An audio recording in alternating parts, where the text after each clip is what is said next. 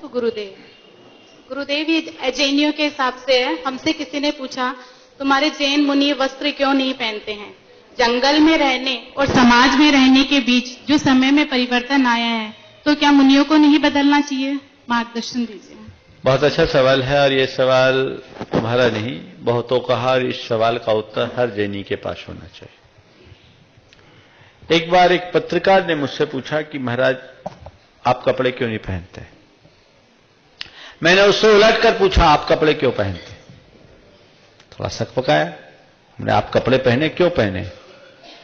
कुछ बोलते नहीं बना। बोले जब पैदा हुए थे तो पहने। बोले नहीं महाराज।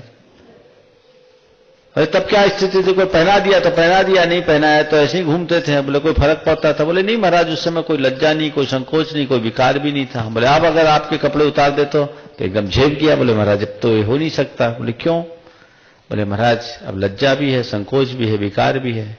तो हमने कहा आपने शरीर पर जो कपड़ा पहना है अपने विकारों को छिपाने के लिए पहना है ना? बोले हाँ महाराज पहना है।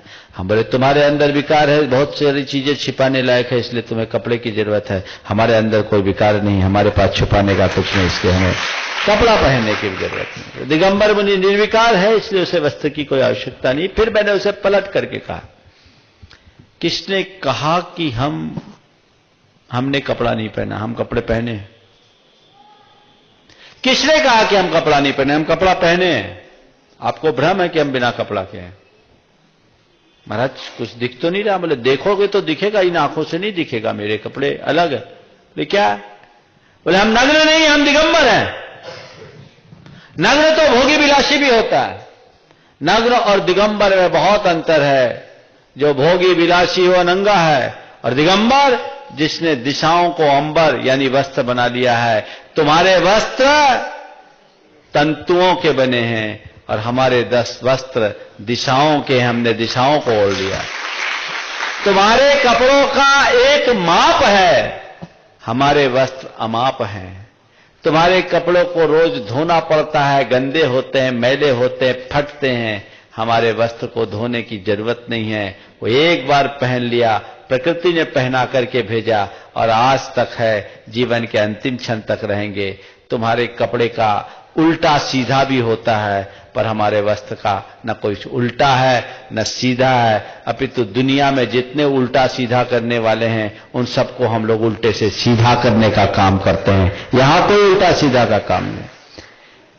जहां तक सवाल है कि आज समाज में रहते हुए इस चर्या में बदलाव, ठीक है, साधु जब एकाकी विचरण करता था तो उसका कोई जनसंपर्क नहीं, जनापेक्षाएं नहीं, उस हिसाब से परिवर्तन आता है। लोग कहते हैं कि आज आप माइक्रोफोन का उपयोग करते हैं तो एक वस्त्र का भी प्रयोग कर ले। माइक्रोफोन का प्रयोग होता है धर्म की प्रभावना के लिए, इससे बहुजनों को लाभ मिलता है, इसलिए उपयोग करते हैं। आप लोग लगा देते हैं, हम लोग ना नहीं करते हैं। पर ये देख करके हम वस्त्र नहीं स्वीकार कर सकते, क्योंकि वस्त्र का खंड लेना यानी 100 झमेला पालना। कहते हैं फास तनिक सी तन को साले, चाह लंगोटी की दुख वाले। वो आते ही पूरी गृहस्थी आएगी। आप कह सकते हो महाराज वो हम प्रोवाइड करेंगे, इसमें कोई झमेला आपके पास नहीं। तो मैं आपसे ये कहूंगा कि दिगंबरत्व हमारा वेश नहीं, हमारी साधना है। दिगंबरत्व हमारा वेश नहीं, हमारी साधना है। केवल कपड़े उतार देने का नाम दिगंबर नहीं है। कपड़े उतारने के बाद निर्विकार और सहज स्थिति में बने रहना, ये दिगंबरत्व है, जो कपड़ा स्वीकारने से नहीं होगा। इसलिए इस साधना में, इस चर्या में कोई कंप्रोमाइज की बात नहीं। इसमें हम कंप्रोमाइज कैसे करेंगे? यहां किसी भी तरह का कंप्रोमाइज नहीं हो सकता। यह हमारा सहज, स्वाभाविक, प्राकृतिक रूप है। और फिर मैंने उससे पूछा, आप इतनी देर से मेरे पास बैठे हो, आपको क्या अनुभव हो रहा है? किसी साधु के पास बैठे हो या किसी नंगे के पास बैठे हो? दोनों हाथ जोड़े, बोले महाराज माफ करे, आपके पास बैठने के बाद लगता नहीं कि हम किसी नग्न के पास बैठे हैं, ये लग रहा है कि किसी ऊर्जावान साधु के पास बैठे हैं। यही दिगंबरत्व का गौरव है, यही दिगंबरत्व की महिमा है।